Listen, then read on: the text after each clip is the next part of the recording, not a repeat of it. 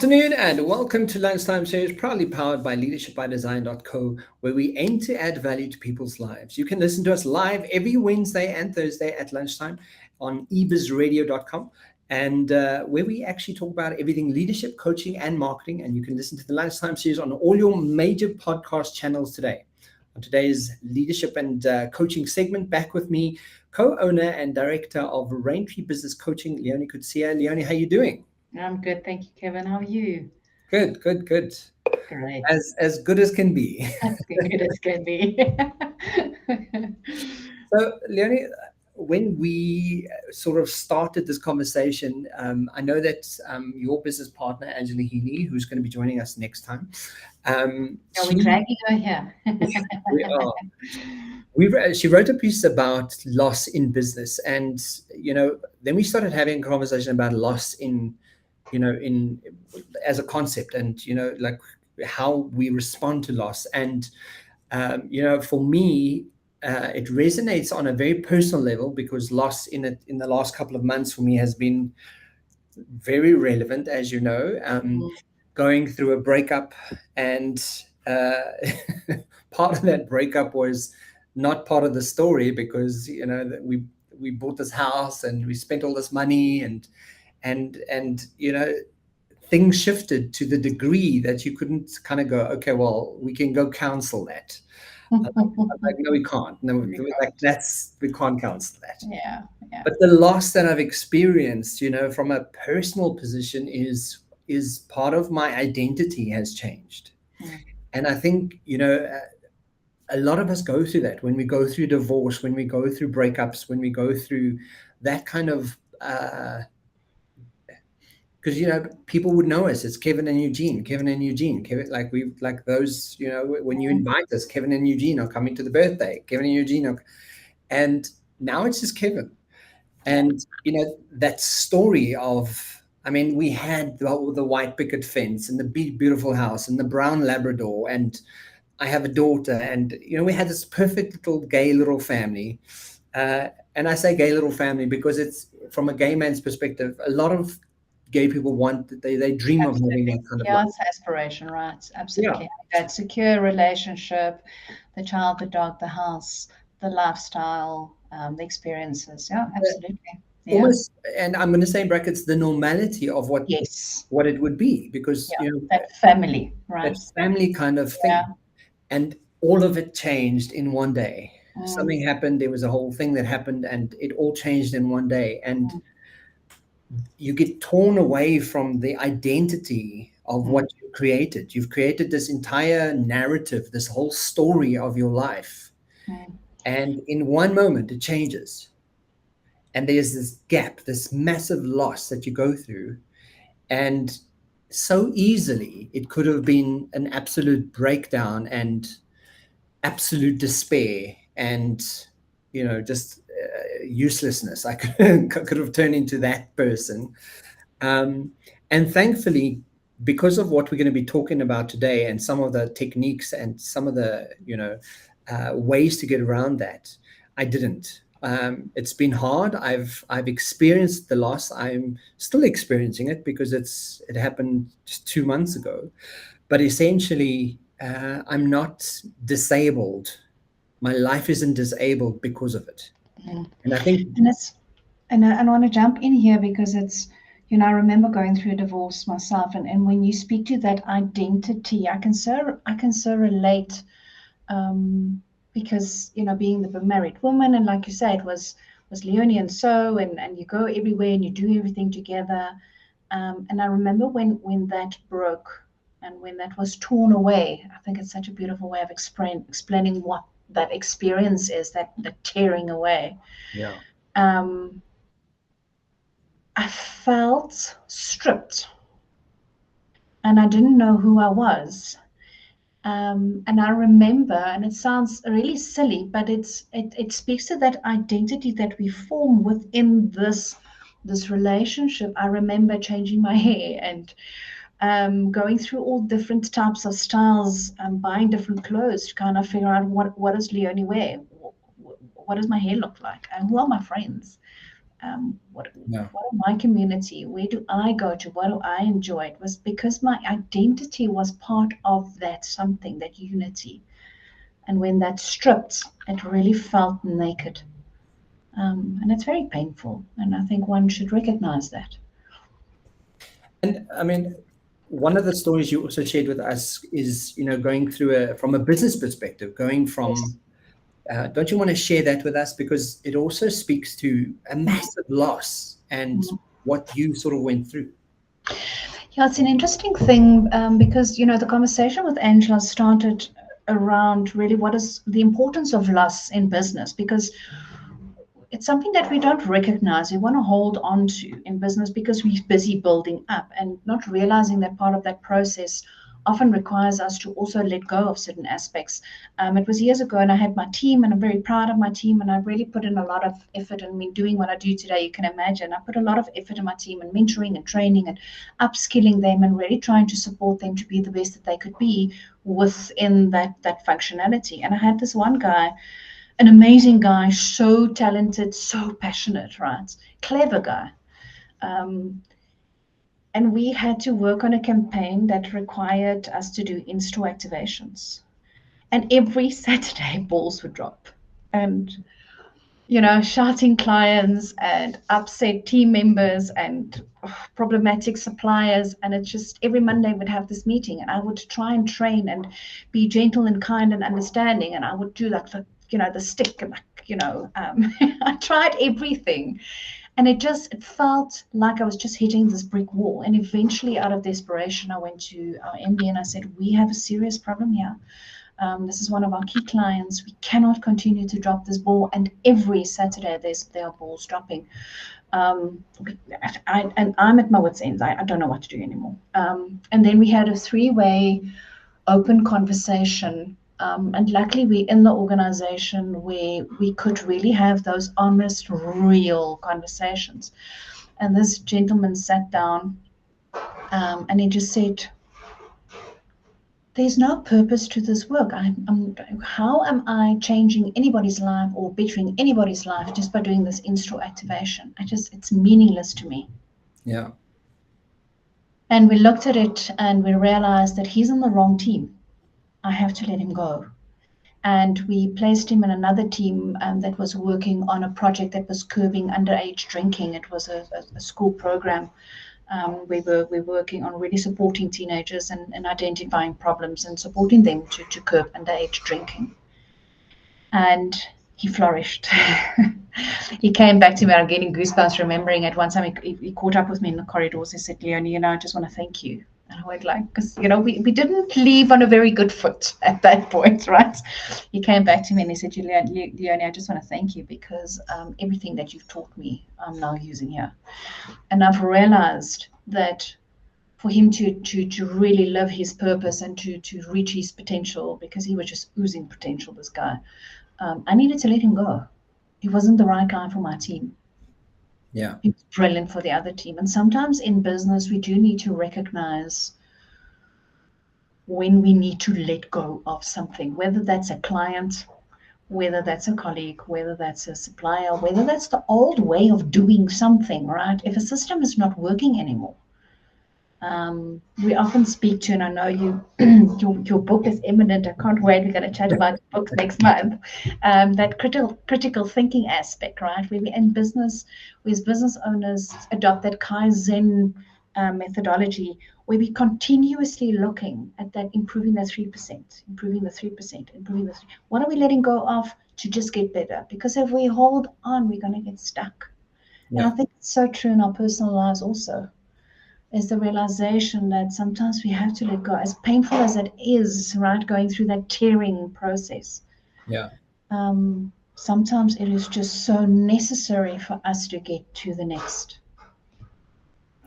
And also, so I mean, part of what you're speaking here about is what I'm hearing is recognition, really understanding and paying attention to, is this working? like have that conversation. That's the very first thing. And have that real conversation, the honest conversation. The hard one, because because we get pressures, right? Yes, we want to, and because of the cuteness, or like like favoritism, or there's something that you're really holding on to, and you It's also the comfort. The comfort that it's also that comfort that makes us feel safe, right? Yeah. Like, don't shake, don't rattle the, what's that saying? Don't rattle the cage. Don't rattle the cage. Yeah, it's working. Can we not can't we just stay? Can we just keep it the way it is, right? And once you recognize those, having that honest conversation, you immediately, and this is, part and parcel of loss, is you're going to feel the resistance. Yeah. There's going to be that resistance to go, oh, I don't want to accept this change. This is really putting me in a different space. This is really, but when you are absolutely true to yourself and you stick to your own values, and you recognize self-worth and the importance of what you need, whether it's in a relationship or as a business, it's applicable to both. Absolutely. How do I then take that and have that honest conversation and say, okay, this is going to be really difficult, and radically accept, which we so often mention. I love that word, because it just, it's just having that honest conversation, going into acceptance, because the second we go into acceptance, as we know, we open ourselves up for possibility, right? And now we can become curious and wondrous, and look at opportunities and explore and grow. So one of the things I do also want to mention is, and this is, going through this experience, and also, from your narrative and your story, as you mentioned now, the hindsight is always perfect vision kind of thing, right? But when you're in the moment, what we generally do is we get caught up in all the emotional stuff of what it is. Oh, yeah. What it's supposed to mean, and this was supposed to, and what if this, and what could this, and this is my soulmate, or this was the perfect business for me to be in, and this was the perfect role I should have had, and all of these stories that the drama and the story and the narrative, absolutely. That's that pain body, that addiction to the pain body, where we just want to hold on to all of this. And I think that's a good word, is addiction. Yeah. It's an addiction to the pain body. Yeah, absolutely.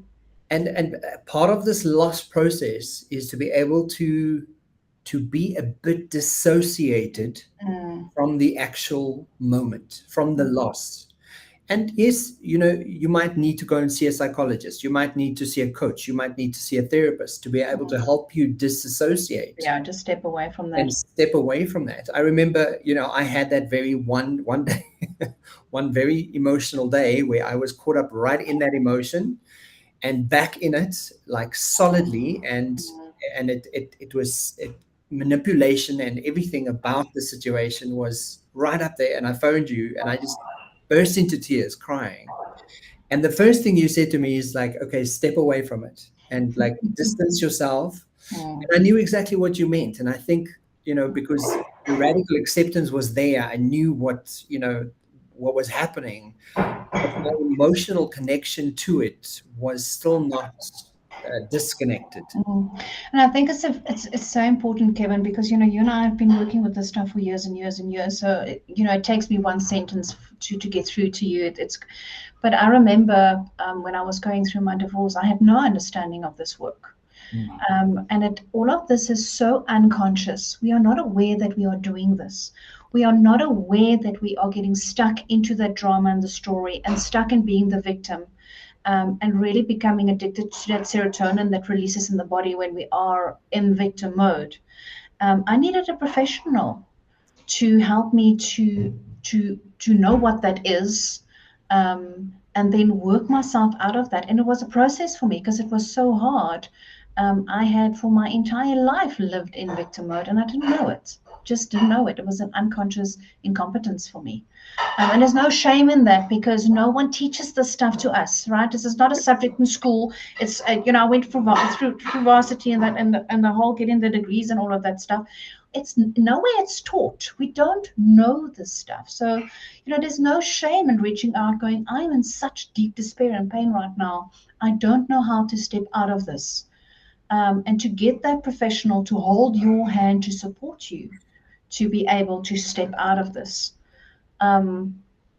It's one of the things I want to add to what you're saying is, being able to, and I think through this process, it's sort of come about is, for me at least, is nothing of importance is ever created in urgency, right?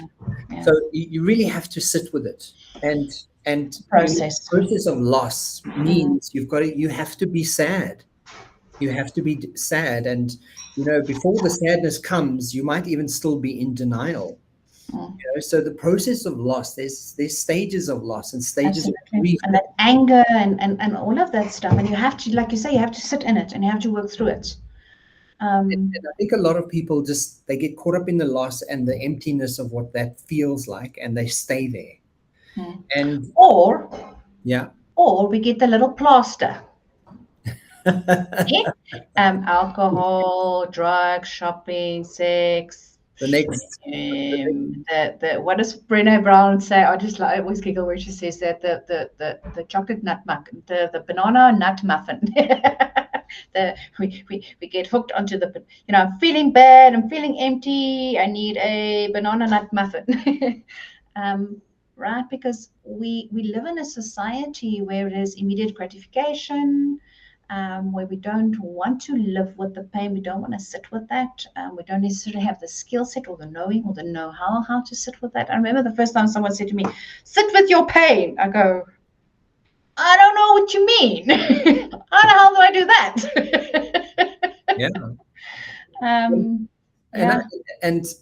And I think that's such an important factor, but to be able to experience the loss to its full degree. Absolutely. And be present with it. Just be in the moment, be with it. Yeah.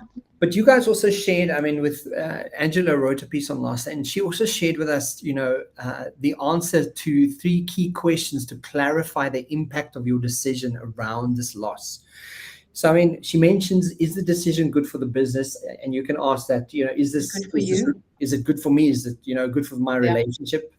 Is it ultimately good for the key relationships affected by this decision? Right. So again, really considering who all are involved and, what's the best decision for everyone. And then lastly, does it align with my values and vision? Yeah. And I think when you just ask those 3 questions, it's a really simple way to really get your brain on if you're being honest with yourself. And it's like you say, you have to remove yourself from that pain drama that you're in, and really look at this and have a real honest conversation with yourself. Yeah. In hindsight, it's easy for me, and I often say, my divorce was the best thing that ever happened for me, but it's something I don't wish on my worst enemy. Yeah. Because today I can see how it really was the best thing for both of us. My ex-husband is a phenomenal guy, right? There's nothing wrong with him. He's a great dad. He is very happily married to the right person today, and they've got additional beautiful, happy kids, right? But we together were terrible. And it was the best thing for us to be able to become really who we are and live our full potential. But boy, oh boy, that process I wish not on my worst enemy. It's really tough and hard. But sometimes having that real conversation with yourself, like you say, is this best for me? And realizing logically, I need to go through with this. It's like you also reach that point of, I cannot go back. Yeah. It is an acceptance of that. I'm not going back. And then you can move forward. Another thing that, just to add as a useful mechanism and tool is to really just, when you've had the ability to step away from it, and guys, on a practical note, like just practically take your shoes off, drive to a park and walk around in the park. Just there. Like, it doesn't need to be bigger or greater or any more fancier or magical. It is just that. Just go and take 5 minutes, take 20 minutes, take your shoes off, go and walk around in a park with your feet flat on the floor and have 15 minutes to yourself. Because when you get to that position and you've taken the time and it's recognized and it's intentional, you also get the juxtaposition of where you're sitting right now. Because, yeah, and I love life in its dichotomy that it shows us is when you're experiencing loss, there's all this loss that you feel, and it might be this big hole that you're feeling, but there is always the opposite truth to that as well. And the opposite truth to that as well is, now that you know what you don't want and what is gone, you create space for something that you do want, and that you can create. So there's this dichotomy. But when we are so focused on what is wrong and we're so stuck in that position, we don't see the juxtaposition that we find ourselves in. Yeah. And when you create space for it, you literally get to the other side of seeing, wow, this loss that I'm feeling was definitely not in my plan. This was definitely not part of what I expected. And what does this mean? How do I handle it? What is my next best option? Because then you're part of life's journey. And no one promised that life was going to be this magical, easy, wonderful place that you get to live in. Life comes with friction, but friction also comes with smoothing out and creating something and molding something into something beautiful. So without life's frictions, you might just be a jagged, prickly pear walking around the world until you get to be smoothed out by these frictions. And it takes mental effort, and it takes a certain type of person to really do the work to get to that position. But it is part of the journey. It is part of the journey to be able to see the opposite poles of what you're experiencing in your world.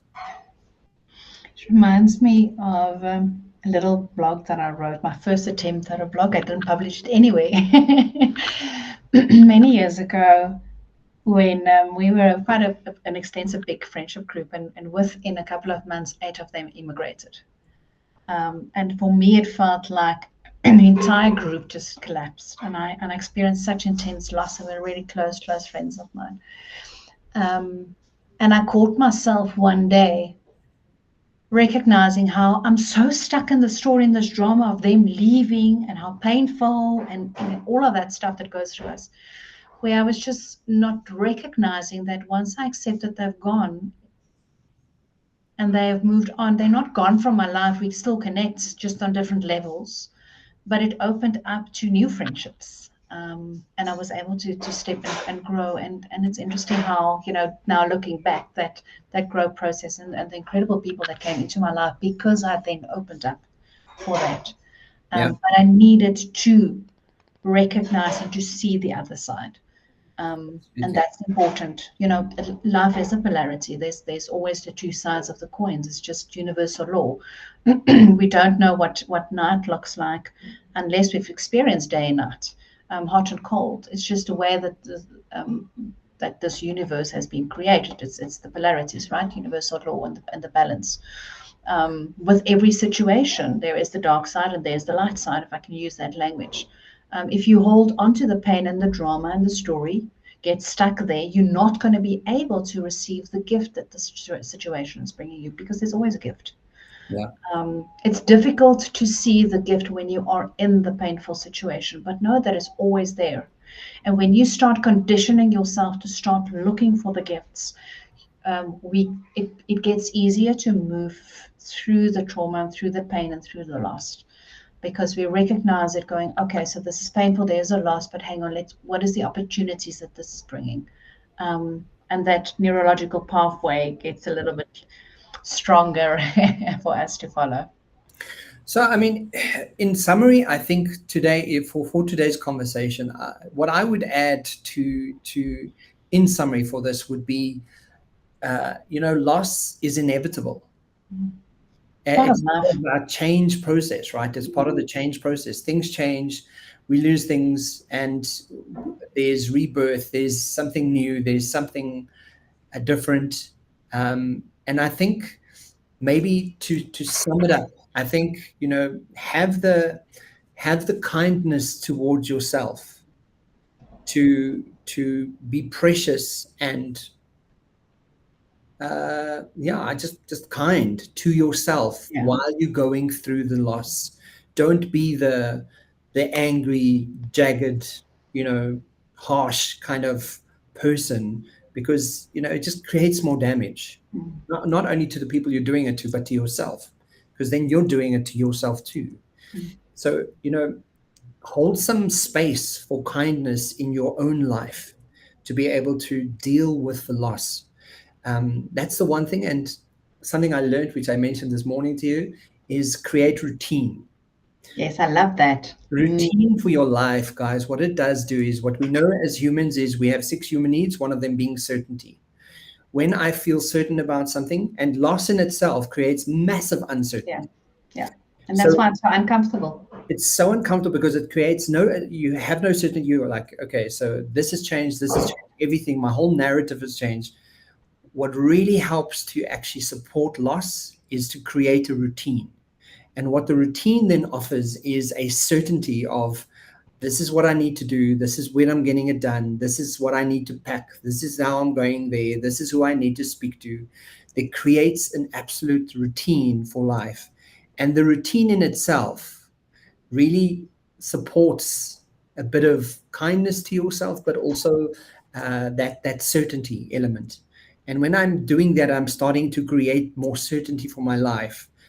Dealing with the loss becomes a little bit lighter, manageable. What would you share? What were your closing sentiments of? No, I must be honest with you. I don't want to complicate it anymore. I think you summarized it beautifully. It's the acceptance of the situation, and then being kind and gentle to yourself through this process. It's painful. Loss is the tearing. And tearing is painful.